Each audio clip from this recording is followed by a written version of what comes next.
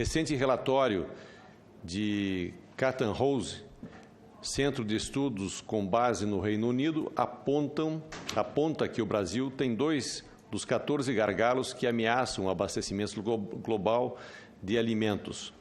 3 deles estão na América Latina: o Canal do Panamá, as rodovias do interior brasileiro e os portos do sul e sudeste do Brasil. Outros desses pontos de gargalo incluem o Estreito de Gibraltar, as ferrovias do interior dos Estados Unidos, o Estreito de Hormuz, no Oriente Médio, e o Estreito de Dover, no norte da Europa, por exemplo. Sobre o Brasil, que é um dos maiores produtores mundiais de alimentos, o relatório lembra que fortes chuvas tornam intransitáveis as rodovias mal conservadas em diversas ocasiões, impedindo o transporte de comida das fazendas no interior do país aos portos litorâneos. Conhecemos bem essa realidade e até vínhamos melhorando nossa infraestrutura, que sofreu um forte revés com a crise econômica que se agravou a partir de 2014.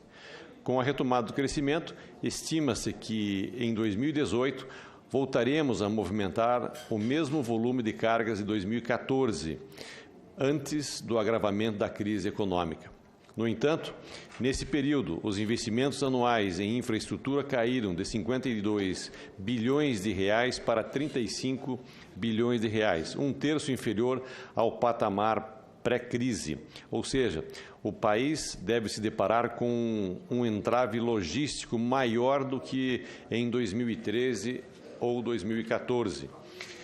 Esse é o resultado dessa crise econômica, agravada pela crise política, que deixou o país em recessão e mais de 14 milhões de desempregados no Brasil. Acredito que o país tem condições de superar essa crise, mas muito mais do que reformas administrativas e gerenciais, o Brasil precisa de uma grande reforma na sua infraestrutura.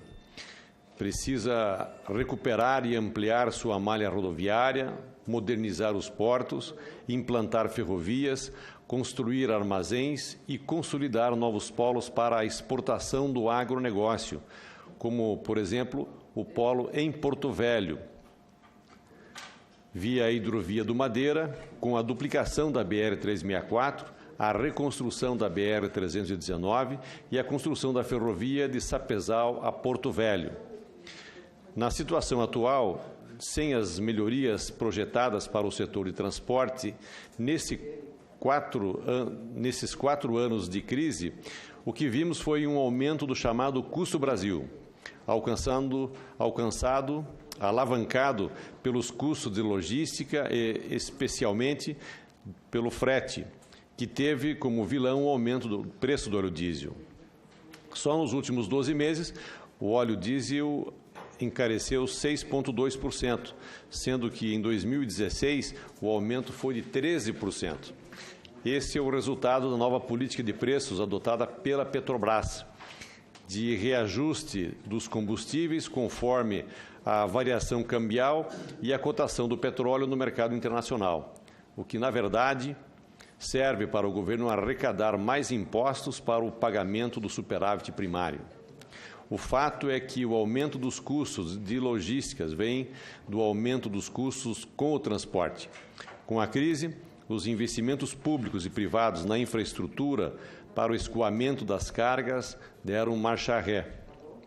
Para tentar resolver esse problema, o governo lançou recentemente o programa Avançar, que prevê investimentos de 130 bilhões de reais até 2025, na retomada das obras que estavam paralisadas ou em ritmo lento ou em novas obras de infraestrutura já projetadas.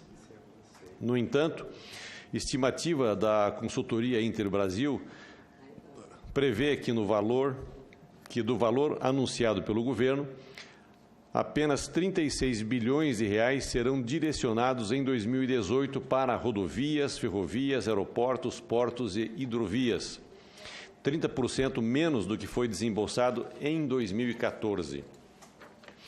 Ou seja, os investimentos em infraestrutura precisam ser retomados de forma efetiva e não apenas nas peças de marketing, pois mais do que as reformas e as mudanças na política econômica, são os investimentos em infraestrutura que devem determinar a velocidade da retomada do crescimento da nossa economia. Pois, além de reduzir o custo Brasil, os investimentos em infraestrutura também geram empregos e movimentam a economia regional. Só para registrar, senadora Vanessa, na mesma linha de estimular os investimentos na infraestrutura, continuamos o nosso trabalho pela reconstrução e o reasfaltamento da BR-319 que liga Porto Velho a Manaus.